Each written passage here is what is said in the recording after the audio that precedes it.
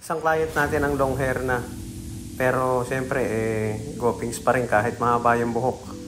Gusto niya paiklihan dahil required sa kanilang school na maikli para sa kanilang pictorial. So, ang ginawa natin dyan is binasa natin yung ibabaw. Ang gusto niyang forma ng kanyang buhok ay naka center part pa rin or naka 2 block pa rin ang hairstyle niya. Pero yung gilid gusto niya manipis na.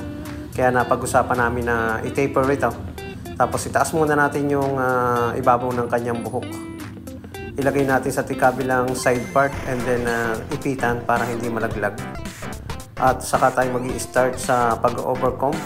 Tanggalin natin yung makapal niyang buhok sa gilid. Mahihirapan ang ating clipper guard yan kung irerekta natin na clipper guard na. Kaya ang gagawin natin, overcomb ito gamit ang ating matalas na clipper. Para hindi na tayo matagalan sa proseso na ating gagawin, is tatanggalin natin ang makapal sa gilid. Saka gagamit tayo ng trimmer, tatanggalin na natin yung patilya niya. Para sa gusto niyang gupit na taper, ganon din dito sa likod. Ninipisan na rin natin ito. Pipade na rin natin yung likod at ganon din dito sa kabilang patilya. Madadagdagan kaya ang kanyang kapugian kapag manipis ang kanyang buhok. Okay, tingnan natin sa resulta.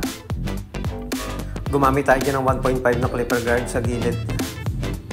Ang balat ng ating client ay medyo sensitive na kapag sabi niya sa akin nalalaglagan ng mga pinong buhok ay madaling ma-irritate at pumupula ito. Gumamit tayo dyan ng 0.5 na clipper guard sa gilid pagkatapos ng 1.5 and then 0 close, 0 open.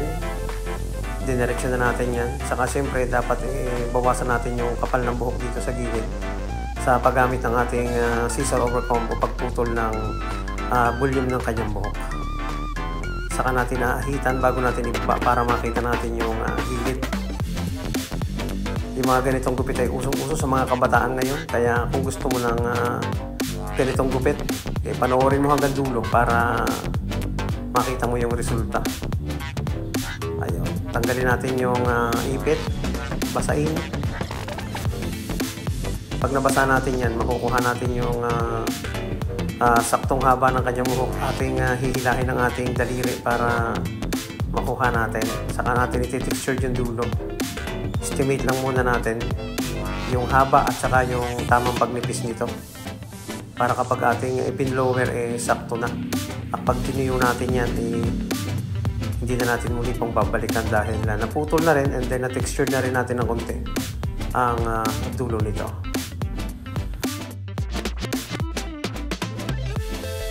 Same pa rin yung forma ng kanyang buhok, umikli lang, tsaka nabawasan lang yung kapal. Naka-center part pa rin or naka 2 block. Sabi ng iba kimpi. Naka-kimpi or naka-Manny Pacquiao na forma ng buhok. Ayun. Okay na Nilagyan natin ng konting hair product para shiny yung kanyang buhok.